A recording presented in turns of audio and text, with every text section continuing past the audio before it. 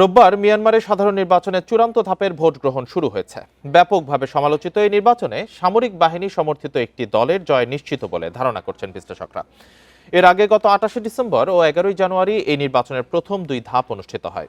সেই দুই ধাপে ভোটার উপস্থিতি ছিল প্রায় 55%, যা 2020 ও 2015 সালের সাধারণ নির্বাচনের তুলনায় অনেক কম।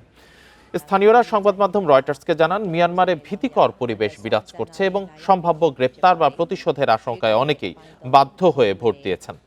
কম ভোটার উপস্থিতি সত্ত্বেও জান্তা নির্বাচনকে সফল বলে তুলে ধরছে। জাতিসংঘ, কয়েকটি পশ্চিমা দেশ এবং মানবাধিকার সংগঠনগুলো এই নির্বাচনকে সামরিক শাসন টিকিয়ে রাখার প্রহসন বলে।